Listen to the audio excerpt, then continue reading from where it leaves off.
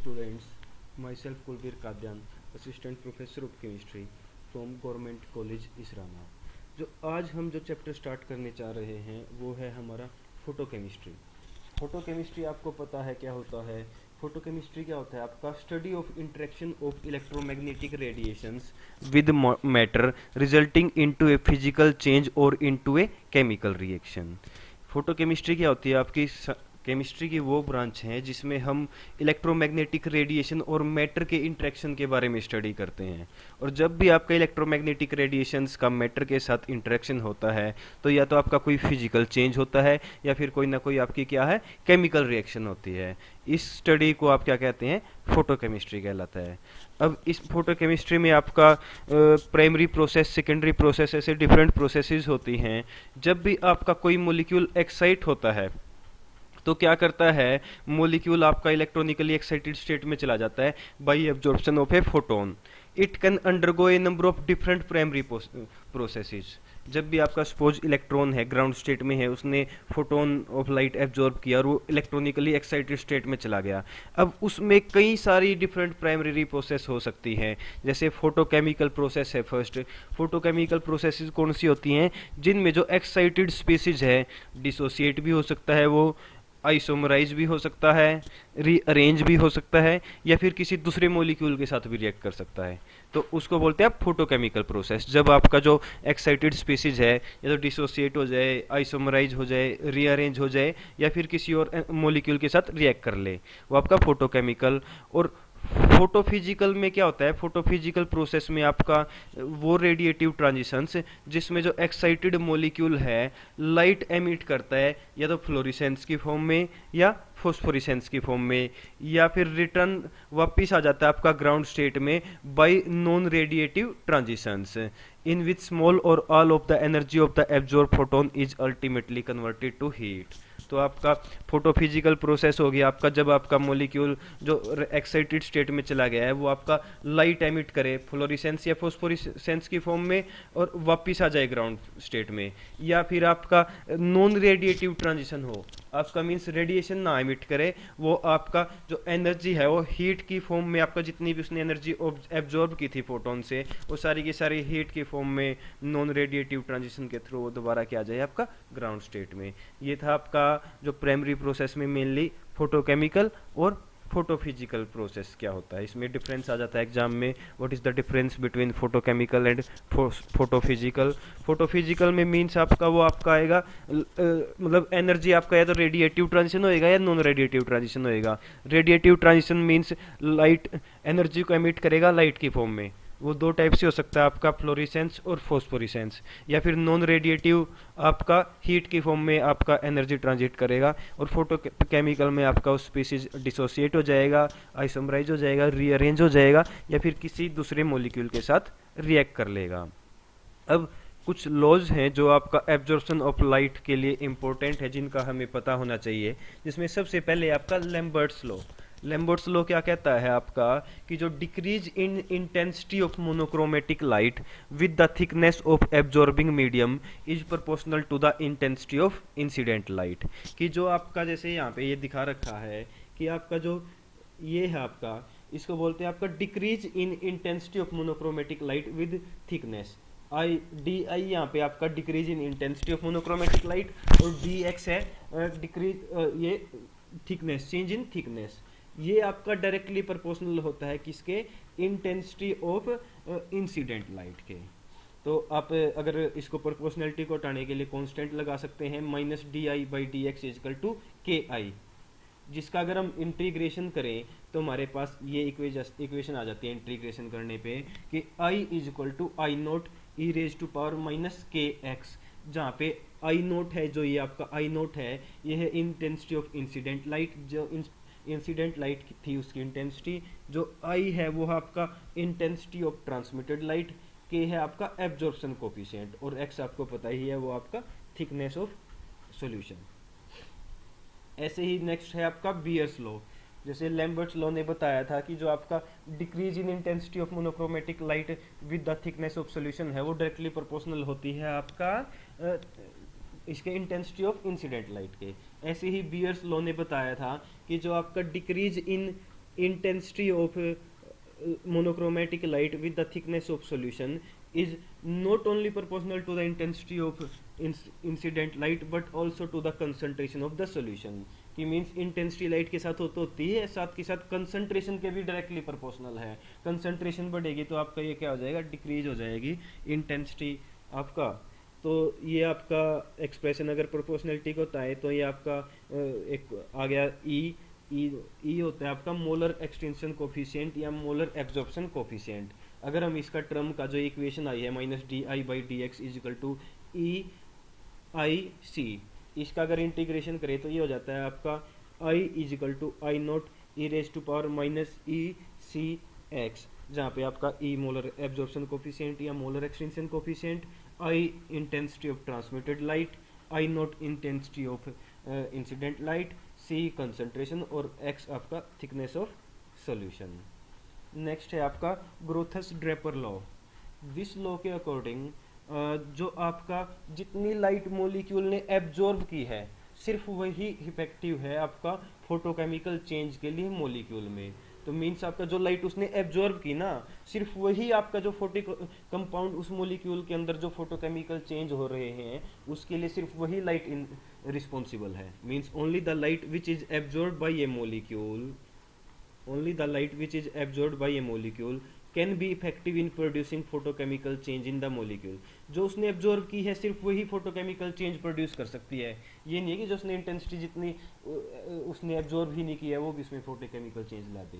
तो सपोज जितनी आपका लाइट एब्जॉर्ब करेगा कोई मॉलिक्यूल तो उतनी ही जो अमाउंट ऑफ लाइट है वो उसमें फोटोकेमिकल चेंज प्रोड्यूस करेगी. नेक्स्ट आपका इसको फर्स्ट लॉ ऑफ फोटोकेमिस्ट्री भी बोलते हैं. जो आपका सेकेंड लॉ ऑफ फोटोकेमिस्ट्री है जिसको बोला जाता है स्टार्क-आइंस्टीन्स लॉ. स्टार्क-आइंस्टीन्स लॉ क्या कहता है कि फॉर ईच फोटोन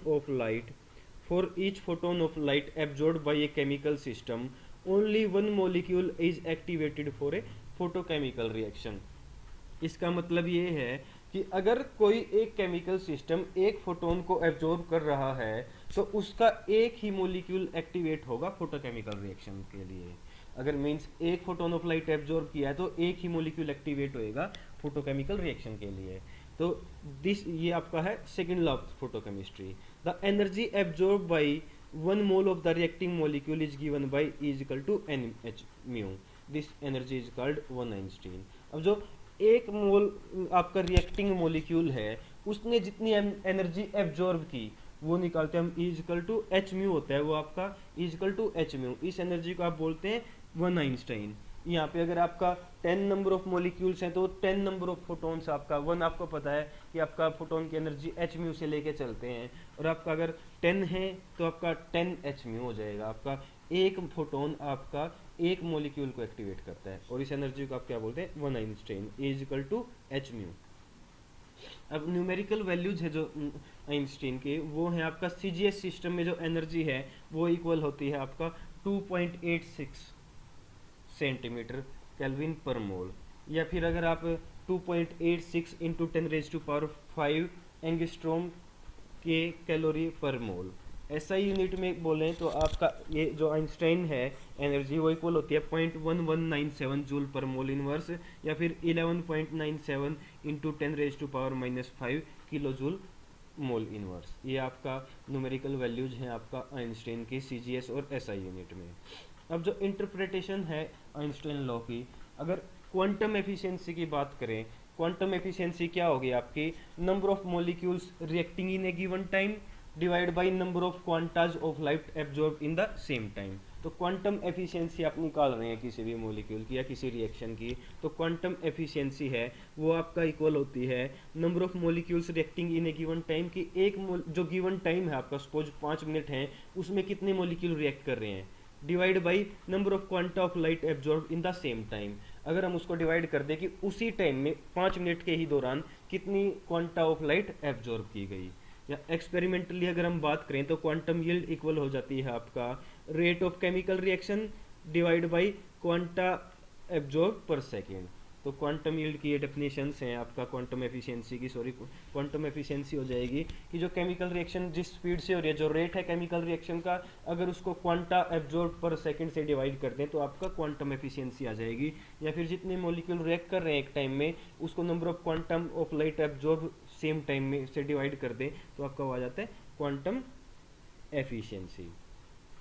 और जैसे ये आपका कुछ रिएक्शंस दिखा रखा है, जो फोटोलिसिस होती है आपका Cl2 और HMU की, वहाँ पे जो आपका क्वांटम एफिशिएंसी है HCl की बहुत हाई है, एज 1 मिलियन। क्यों है? क्योंकि एक बार ही, जैसे ये आपकी रिएक्शन Cl2 है आपका, यहाँ पे स्टार्टिंग में क्या किया, एक फोटोन के साथ रिएक्शन की, एक फोटोन एक क्वांटा के साथ एक क्वांटा को एब्जॉर्ब किया और 2Cl में कन्वर्ट हो गया। आप ये सोच सकते हैं 2Cl रेडिकल में कन्वर्ट हो गया। अब जो ये रिएक्शन है, चेन रिएक्शन है, कंटिन्यू चलती रहती है। सिर्फ एक बार मॉलिक्यूल को एक्टिवेट करना होता है, उसके बाद जैसे ये 2Cl बन गया, इसमें से एक Cl मॉलिक्यूल H2 के साथ रिएक्शन करेगा, HCl बन गया, फिर H रिलीज हो गया, H रेडिकल, ये H रेडिकल दूसरे Cl2 के साथ रिएक्शन करके HCl प्लस फिर H रेडिकल, इस टाइप से ये क्या है, रिएक्शन कंटिन्यू करती रहती है। तो मीन्स आपका इसमें रिएक्शन नंबर ऑफ मॉलिक्यूल्स तो आपके बहुत सारे बन रहे हैं, आपका रेट ऑफ केमिकल रिएक्शन तो बहुत ज़्यादा है, और जो क्वांटम ऑफ लाइट एब्जॉर्ब है वो सिर्फ 1 है। तो इसमें जो फोटोलिसिस का जो इसका क्वांटम एफिशिएंसी होगी इस रिएक्शन की, क्या होगी, बहुत ही ज़्यादा हो गई है।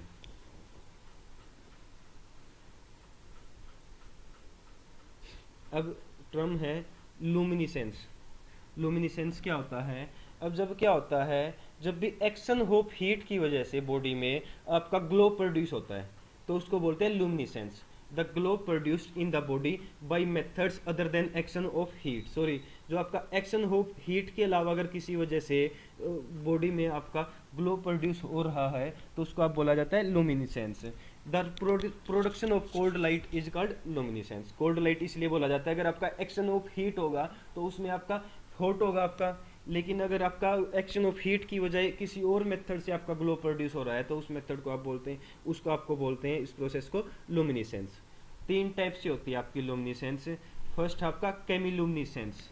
केमिलुमिनिसेंस होती है आपका emission of light, emission of light in a chemical reaction at ordinary temperature is called chemiluminescence. आपका लाइट का एमिशन किसी केमिकल रिएक्शन पे, अगर आपका कोई केमिकल रिएक्शन हो रही है ऑर्डिनरी टेम्परेचर पे या सिंपल रूम टेम्परेचर पे और एमिशन ऑफ लाइट हो रहा है तो उस प्रोसेस को बोलते हैं केमिलुमिनेसेंस। एग्जाम्पल, इसका जो बेस्ट एग्जाम्पल है, the light emitted by glow worms. Glow worms होते हैं एक टाइप के इंसेक्ट्स होते हैं जो आपका ग्लो करते हैं या लाइट प्रोड्यूस करते हैं। जैसे आप एक सिंपल लैंग्वेज में आपने देखा होगा पटबिजना होता है जो आपका लाइट प्रोड्यूस करता है, तो वो आपका किसका एग्जांपल, उनके अंदर बायो रिएक्शंस होते हैं, बायोकेमिकल रिएक्शंस होती है उनकी बॉडी में, जिससे क्या होता है, बायोकेमिकल रिएक्शंस के रिजल्ट से आपका लाइट एमिट होती है। तो ये आपका एग्जाम्पल होता है केमिलुमिनेसेंस का। सेकेंड है आपका फ्लोरिसेंस। फ्लोरिसेंस क्या होता है, कुछ सब्सटेंस ऐसे होते हैं जब उनको लाइट में एक्सपोज किया जाता है या फिर सर्टेन अदर जो कुछ और जो आपकी रेडिएशंस हैं उनको एब्जॉर्ब करते हैं तो इमीडिएटली वो आपका एनर्जी रीएमिट करना स्टार्ट कर देते हैं। जो उन्होंने एनर्जी ऑब्जर्व की थी साथ के साथ उसको रीएमिट करना स्टार्ट कर देते हैं। Such substances are called fluorescent substances and the phenomena is called fluorescence. अब इस उन सब्सटेंसेस को आप बोलते हैं फ्लोरिसेंट। फ्लोरिसेंट की ये सब्सटेंस आपका फ्लोरिसेंट है और इस फिनोमिना को बोलते हैं आप फ्लोरिसेंस। इसमें क्या होता है, आपका एक्सपोज किया लाइट से तो एकदम से इमीडिएटली स्टार्ट कर देते हैं वो एनर्जी को रीएमिट करना। एग्जाम्पल है इसके जैसे ऑर्गेनिक डाइज, जैसे सच एज इयोसिन, फ्लोरिसिन एटसेट्रा, या वेपर्स ऑफ सोडियम है, मरकरी है, आयोडीन है, ये भी क्या करते हैं साथ के साथ आपका एनर्जी रीएमिट करना स्टार्ट कर देते हैं। इस फिनोमिना को बोले फ्लोरिसेंस। इसका जो आपका कैसे होता है ये एग्जैक्ट नेक्स्ट स्लाइड्स में आएगा, जब लोन्स की डायग्राम से हम समझ पाएंगे कि एग्जैक्टली क्या डिफरेंस होता है आपका फ्लोरिसेंस और जो नेक्स्ट टर्म है आपका फोस्फोरिसेंस। नेक्स्ट है आपका फोस्फोरिसेंस। फोस्फोरिसेंस क्या होता है, कुछ सब्सटेंस क्या है जब आपका एक्सटर्नल लाइट को कट कर दिया है उसके बाद भी कुछ टाइम तक आपका क्या है वो ग्लो कर रहे हैं तो इस प्रोसेस को बोलते हैं फोस्फोरिसेंस। जैसे फ्लोरिसेंस तो क्या होगा, जब लाइट में एब्जॉर्ब किया तो वो साथ के साथ आपका एनर्जी एमिट कर रहे हैं। आपका लाइट से अगर हटा देंगे एक्सपोजर उनका तो आपका लाइट एब्जॉर्ब करना रीएमिट करना भी क्या है वो बंद कर देंगे, ग्लो करना बंद कर देंगे। ये होता है फ्लोरिसेंस। लेकिन फोस्फोरिसेंस में क्या होता है, आपका ग्लो कर रहे हैं, सपोज आपका लाइट को एक्सपोज किया आपने, लाइट में ग्लो कर रहे हैं लेकिन आपने लाइट से एक्सपोजर हटा दिया उसके बाद भी वो कुछ टाइम तक क्या है ग्लो करते रहेंगे। ये आपका होता है फोस्फोरिसेंस। एक टाइप से फोस्फोरिसेंस को आप स्लो फ्लोरिसेंस भी बोलते हैं। फ्लोरिसेंस जो आपका स्लो हो रही है, धीरे हो रही है, उस टाइप से आपका फोस्फोरिसेंस को बोल सकते हैं सिंपल लैंग्वेज में। अब एक्साइटेशन ऑफ इलेक्ट्रॉन्स की टर्म में हम बता रहे हैं आपका कि फ्लोरिसेंस और फोस्फोरिसेंस क्या होता है। आपका सिंगलेट ग्राउंड स्टेट में इस टाइप से होते हैं इलेक्ट्रॉन, दोनों इलेक्ट्रॉन आपका अपोजिट स्पिन है, इस टाइप से ग्राउंड स्टेट में होते हैं। सपोज आपको एनर्जी आपका मिली, मतलब लाइट में उन्होंने जो एक्सपोजर हुआ, तो क्या होगा, एक इलेक्ट्रॉन आपका ग्राउंड स्टेट से आपका एक्साइटेड स्टेट में चला जाएगा। ये सिंगलेट टर्म थी आपका, सिंगलेट ग्राउंड स्टेट थी, तो क्या हुआ, इलेक्ट्रॉन से आपका सिंगलेट एक्साइटेड स्टेट में चला गया। ये एस नोट में था एक इलेक्ट्रॉन आपका एक्साइटेड स्टेट S1 में चला गया। लेकिन स्पिन सेम रही आपका, डिफरेंट थी तो डिफरेंट ही रही, अपोजिट स्पिन रही आपका, ऑर्बिटल अलग अलग हो गया है लेकिन आपका जो स्पिन है वो डिफरेंट ही रही।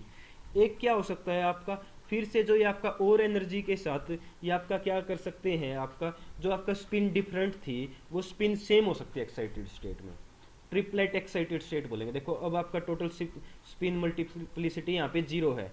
अगर आपका ये सेम आ जाए, मीन्स आपका सिंगलेट एक्साइटेड स्टेट है, अगर आपका ये स्पिन चेंज हो जाए, इस टाइप से है, दो ऑर्बिटल्स हैं, दोनों पैरेलल स्पिन में है, तो इसको आप बोलते हैं ट्रिपलेट स्टेट, क्योंकि यहाँ पे स्पिन मल्टीप्लिसिटी क्या है आपकी 1 है, तो ये आपका ट्रिपलेट स्टेट।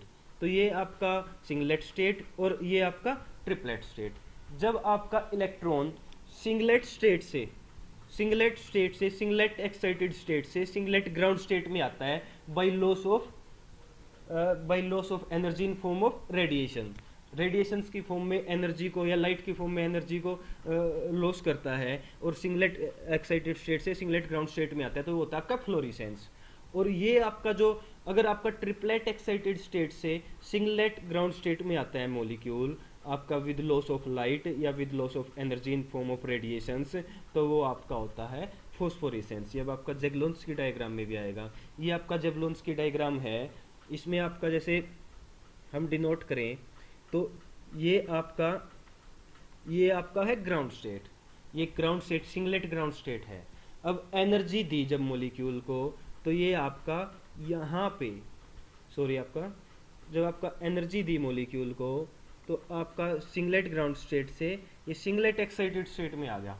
और सिंगलेट एक्साइटेड स्टेट में वो फर्स्ट एक्साइटेड स्टेट में भी जा सकता है, वो सेकंड एक्साइटेड स्टेट में भी जा सकता है, डिपेंडिंग ऑन एनर्जी जो उसने एब्जॉर्ब की है। वो singlet excited first excited state में भी जा सकता है, सेकंड में भी जा सकता है। अब क्या होता है, अब जैसे हायर एक्साइटेड स्टेट में चला गया सपोज आपका इलेक्ट्रॉन, तो वो आपका साथ के साथ आपका वो क्या है, लाइट जो उसने एब्जॉर्ब की थी उसको साथ के साथ आपका एमिट करके दोबारा ग्राउंड स्टेट में आने की कोशिश करता है। वो स्टेप बाई स्टेप भी आ सकता है, कंटिन्यू भी आ सकता है। अब जैसे सपोज आपका इलेक्ट्रॉन सेकंड एक्साइटेड स्टेट में चला गया है, जो आपका ये रेड एरो सेकंड दिखा रखा है, सेकंड एक्साइटेड स्टेट में दिखा रखा है, और इलेक्ट्रॉन आपका यहाँ से यहाँ आए, ये जो दिखा रखा है, इलेक्ट्रॉन आपका सेकंड एक्साइटेड स्टेट से फर्स्ट एक्साइटेड स्टेट में आए, ये आता है आपका सेकंड एक्साइटेड स्टेट से फर्स्ट एक्साइटेड स्टेट में आता है, और जो एनर्जी है उसको हीट की फॉर्म में निकालता है। तो इसको बोलते हैं, आपको इस फिनोमिना को बोला जाता है internal conversion. Second excited higher excited state से लोअर एक्साइटेड स्टेट में आना बाय लॉस ऑफ हीट, वो आपका होता है इंटरनल कन्वर्जन। अब मॉलिक्यूल आपका फर्स्ट एक्साइटेड स्टेट में आ गया, सिंगलेट फर्स्ट एक्साइटेड स्टेट में। अब क्या हो सकता है, तो अब फर्स्ट सिंगलेट स्टेट से ग्राउंड स्टेट सिंगलेट स्टेट में आने के लिए उसके पास दो मेथड हैं। एक तो आपका क्या हो सकता है कि वो आपका मॉलिक्यूल आपका आ गया है फर्स्ट एक्साइटेड स्टेट से ग्राउंड स्टेट में आ गया है बाय लॉस ऑफ हीट। ये तो सिंपल आपका नॉन रेडिएटिव डीके बोला जाता है, इसको नॉन रेडिएशन प्रोसेस बोला जाता है। आपका हीट के आपका लॉस से आपका फर्स्ट एक्साइटेड स्टेट से ग्राउंड स्टेट में आ जाए। और अगर इसकी बजाय आपका फर्स्ट एक्साइटेड स्टेट से मॉलिक्यूल ग्राउंड स्टेट में आए बाय लॉस ऑफ रेडिएशंस को एमिट करके, या मींस लाइट रेडिएशंस एमिट करेगा, तो वो किसकी फॉर्म में, लाइट की फॉर्म में आपको सोएगी। तो आपका मॉलिक्यूल जब रेडिएशंस की फॉर्म में आपका रेडिएशंस एमिट करके फर्स्ट एक्साइटेड स्टेट से ग्राउंड स्टेट में आए, तो इस फिनोमेना को बोला जाता है फ्लोरिसेंस। जो पिछला हमने एग्जांपल है यहाँ पे बताया भी था, जो फर्स्ट एक्साइटेड स्टेट है फर्स्ट सिंगलेट एक्साइटेड स्टेट है, उससे इलेक्ट्रॉन का एनर्जी रेडिएशंस की फॉर्म में एमिट करके ग्राउंड स्टेट में आना, वो क्या कहलाता है आपका फ्लोरिसेंस। तो यही आपका singlet, first singlet excited state से ग्राउंड स्टेट में, सिंगलेट ग्राउंड स्टेट में आना बाय लॉस ऑफ रेडिएशंस, वो आपका होता है फ्लोरिसेंस। अब एक और मेथड है आपका कि एक्साइटेड सिंगलेट स्टेट से ग्राउंड स्टेट में डायरेक्ट जाने की बजाय वो आपका हीट लूज करके सिस्टम क्या कर सकता है, आपका जो फर्स्ट इलेक्ट्रॉन आपका फर्स्ट एक्साइटेड स्टेट में था वहाँ से एनर्जी लूज करके इन फॉर्म ऑफ हीट वो आपका ट्रिपलेट फॉर्म में आ सकता है, सिंगलेट एक्साइटेड स्टेट से ट्रिपलेट एक्साइटेड स्टेट में आ सकता है। इस फिनोमिना को बोला जाता है इंटर सिस्टम क्रॉसिंग, और ये आपका नॉन रेडिएटिव प्रोसेस है इंटर सिस्टम क्रॉसिंग, जिससे आपका सिंगलेट एक्साइटेड स्टेट किसमें कन्वर्ट हो गया, ट्रिपलेट एक्साइटेड स्टेट में। अब जब इलेक्ट्रॉन आपका ट्रिपलेट एक्साइटेड स्टेट में है तो ट्रिपलेट एक्साइटेड स्टेट से सिंगलेट ग्राउंड स्टेट में इलेक्ट्रॉन का आना bye loss of radiations in form of light, वो आपका होता है फोस्फोरिसेंस। तो फ्लोरिसेंस और फोस्फोरिसेंस में बेसिक क्या डिफरेंस है, फ्लोरिसेंस होता है आपका रेडिएशन, रेडिएटिव आपका लॉस ऑफ रेडिएशन, या आपका when electron come from singlet excited state to singlet ground state by loss of energy in form of radiations. और आपका फोस्फोरिसेंस होता है when electron from triplet excited state comes back to singlet ground state by loss of energy in form of radiation, is called phosphorescence. तो ये आपका बता रखा है। सबसे पहले क्या होता है, जो हायर एक्साइटेड सिंगलेट स्टेट्स हैं, जो आपका हायर एक्साइटेड सिंगलेट स्टेट्स हैं वो lowest excited singlet state S1 में आती हैं। इसको आपका बोला जाता है इंटरनल कन्वर्जन। इस प्रोसेस को क्या बोला जाता है, इंटरनल कन्वर्जन, शॉर्ट फॉर्म में IC। ये आपका एक नॉन रेडिएटिव प्रोसेस है। नॉन रेडिएटिव प्रोसेस, रेडिएशंस नहीं निकलती, मीन्स सिर्फ हीट का लॉस होता है, आपका हीट के फॉर्म में निकलती है एनर्जी, और ये आपका बहुत ही कम टाइम में 10⁻⁻11 सेकेंड में हो जाता है। अब जब आपका मोलिक्यूल आपका इलेक्ट्रॉन या मोलिक्यूल आपका फर्स्ट सिंगलेट एक्साइटेड स्टेट में आ गया है, जो फर्स्ट सिंगलेट एक्साइटेड स्टेट है, अब वो ग्राउंड स्टेट में वहाँ से अलग अलग कई पाथवे से आ सकता है, जो जैसे हम डिस्कस करेंगे। पाथ 1 हमारी क्या है, जो फर्स्ट मेथड है जिससे वो आपका फर्स्ट एक्साइटेड स्टेट से सिंगलेट स्टेट में आ सकता है। The molecule may lose rest of energy also in the form of heat so that complete path is non radiative. एक तो क्या हो सकता है कि मॉलिक्यूल जो बाकी जितनी एनर्जी उसके पास बच गई वो भी आपका नॉन रेडिएशंस की फॉर्म में या हीट की फॉर्म में ही आपका एमिट करे और आपका ग्राउंड स्टेट में आ जाए। अब इससे क्या होगा, पूरी की पूरी पाथ ही नॉन रेडिएटिव है। हायर एक्साइटेड स्टेट से लोअर एक्साइटेड स्टेट में भी वो नॉन रेडिएटिव मेथड से आया, और आपका फर्स्ट एक्साइटेड स्टेट से ग्राउंड स्टेट में भी बाय लॉस ऑफ हीट से आ गया। ये आपका फर्स्ट पाथ है।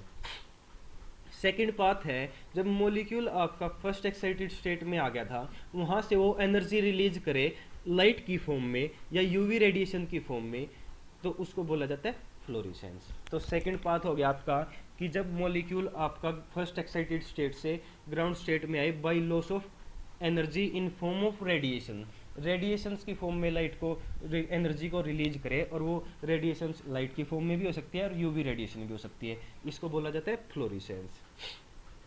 थर्ड पाथ है आपका कि कुछ एनर्जी तो पहले वो लूज करे, मॉलिक्यूल आपका कुछ एनर्जी आपका लूज करे by transfer from singlet excited state to triplet excited state.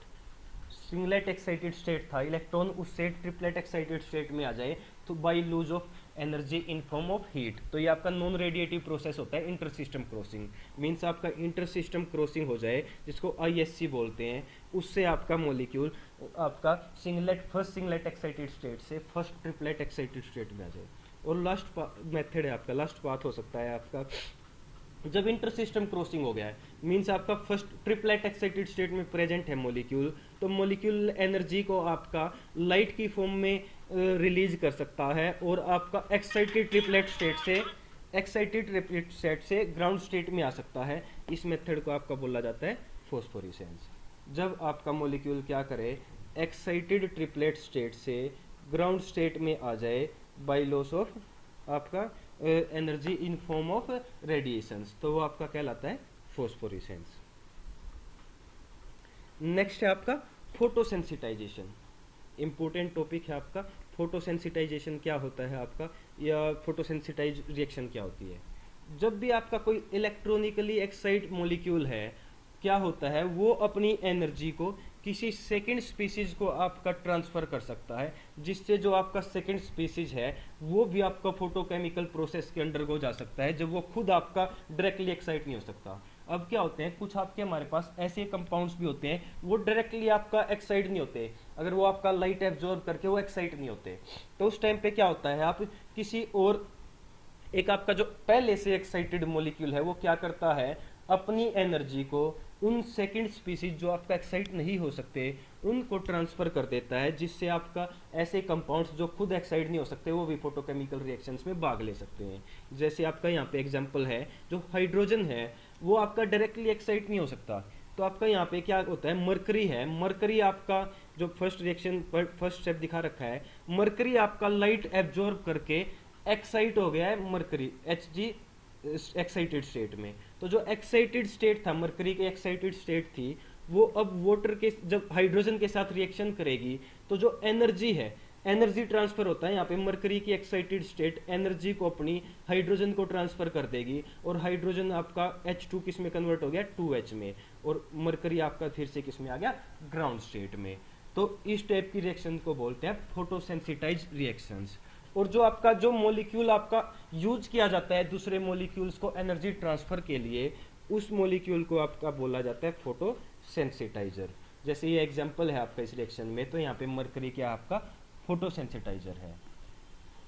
ऐसे ही जो आपका क्लोरोफिल होता है आपका, जो आपको पता है प्लांट्स में जो फूड बनाने की प्रोसेस है वो किससे होती है, CO2 और वाटर क्लोरोफिल के प्रेजेंस में आपका ग्लूकोज बना लेते हैं, तो आपका ये ऑक्सीजन और ऑक्सीजन, तो ये आपका जो फूड बनाने की जो प्रोसेस है यहाँ पे आपका क्लोरोफिल भी आपका क्या है, फोटोसेंसिटाइजर है, आपका क्लोरोफिल एक क्या है, फोटोसेंसिटाइजर। तो इस टाइप की रिएक्शंस जिनमें आपका एनर्जी ट्रांसफर से किसी सेकंड स्पीसीज को, जो सेकंड स्पीसीज है वो फोटोकेमिकल प्रोसेस के अंडर जाता है, तो इस टाइप की प्रोसेस को आप बोलते हैं फोटोसेंसिटाइज रिएक्शंस। नेक्स्ट है स्टर्न वोल्मर इक्वेशन। जो स्टर्न वोल्मर इक्वेशन है ये आपका क्वेंचिंग पे डिपेंड, क्वेंचिंग के बारे में है ये आपका इक्वेशन, क्वेंचिंग का फिनोमेना इसने एक्सप्लेन किया है। अब जो आपका एक्साइटेड मॉलिक्यूल्स है, जब आपका लाइट एब्जॉर्ब करता है, मॉलिक्यूल एक्साइटेड स्टेट में आ गया, तो एक्साइटेड मॉलिक्यूल्स है जब वो डीएक्टिवेट होते हैं और फ्लोरिसेंस स्टॉप हो जाती है, तो इस फिनोमेना को बोलते हैं क्वेंचिंग। क्वेंचिंग कि आपका वो डीएक्टिवेट हो गया है, मतलब दोबारा ग्राउंड स्टेट में आ गया, सपोज जब फ्लोरिसेंस खत्म हो गई है तो उस प्रोसेस को आपका बोला जाता है क्वेंचिंग। अब क्वेंचिंग दो टाइप से हो सकती है आपका, एक इंटरनल क्वेंचिंग, एक आपका एक्सटर्नल क्वेंचिंग। जो इंटरनल क्वेंचिंग है वो आपकी होती है जब आपका एक्टिवेटिंग मॉलिक्यूल है वो आपका उसमें चेंज आए, वो सिंगलेट एक्साइटेड स्टेट से ट्रिपलेट एक्साइटेड स्टेट में चला गया है, तो इसको बोलते हैं इंटरनल क्वेंचिंग। मीन्स जो एक्टिवेटिंग मॉलिक्यूल था वो आपका सिंगलेट एक्साइटेड स्टेट से ट्रिपलेट एक्साइटेड स्टेट में चला गया, डीएक्टिवेट हो गया, फ्लोरिसेंस खत्म हो गया आपकी, तो इसको बोला जाता है इंटरनल क्वेंचिंग। एक्सटर्नल क्वेंचिंग होती है आपकी जब आपका एक्सटर्नल मॉलिक्यूल, एक्टिवेटिंग मॉलिक्यूल है, वो किसी दूसरे मॉलिक्यूल के साथ कोलाइड करे और अपनी एनर्जी को उस दूसरे मॉलिक्यूल को ट्रांसफर कर दे, इस मेथड को बोला जाता है एक्सटर्नल क्वेंचिंग।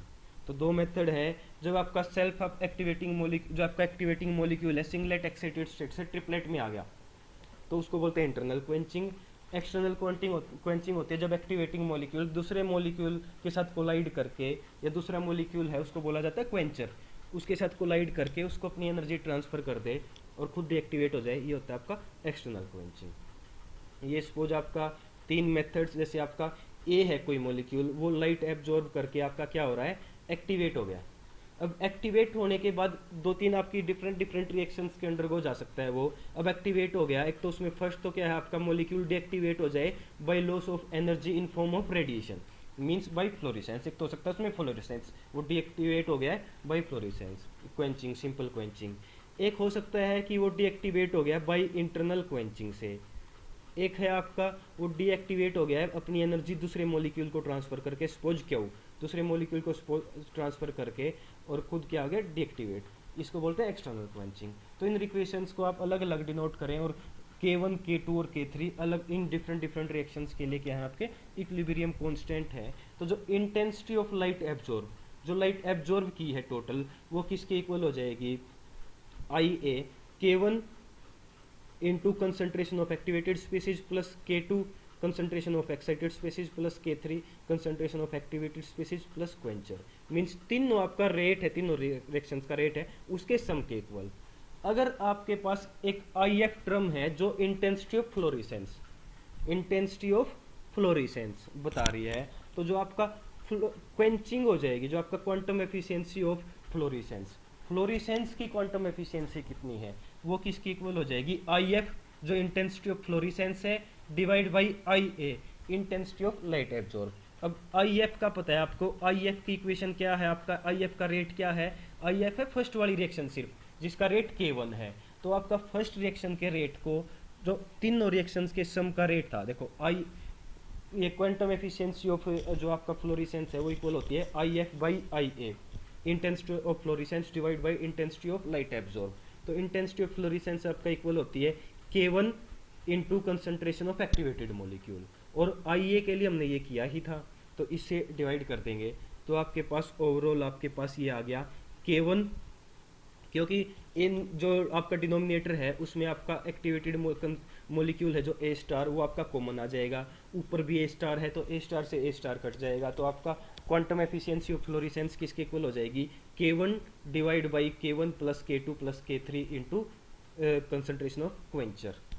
अब अगर आपका क्वेंचर नहीं है, अगर आपका सपोज एब्सेंस ऑफ क्वेंचर है, तो उस टाइम पे जो क्वांटम यील्ड है वो इक्वल हो जाएगी, जो आपका थर्ड इक्वेशन है वो खत्म होगी, K3 into concentration of Quencher, तो वो वहाँ पे आपका इक्वल हो जाएगा आपका quantum efficiency in the absence of Quencher equal हो जाएगी K1 divide by K1 plus K2। तो ये आपका जो ये है आपका नोट है, ये तो है आपका quantum efficiency in absence of Quencher divide by quantum efficiency of fluorescence, वो इक्वल हो जाएगी आपका जो quantum efficiency in absence of Quencher तो थी आपकी K1 divide by K1 plus K2, और इससे डिवाइड कर देंगे आप इसको आपका क्वांटम एफिशिएंसी ऑफ जो आपका क्वांटम एफिशिएंसी ऑफ फ्लोरेसेंस इससे। तो ये आपका इक्वेशन आ जाएगी सोल्व करने के बाद आपका 1 प्लस में KSV into concentration of Quencher. तो ये इक्वेशन आई है, जो लास्ट में जो इक्वेशन आई है सोल्व करने के बाद, इस इक्वेशन को बोला जाता है स्टर्न वोल्मर इक्वेशन। बहुत ही इंपॉर्टेंट इक्वेशन है स्टर्न वोल्मर इक्वेशन।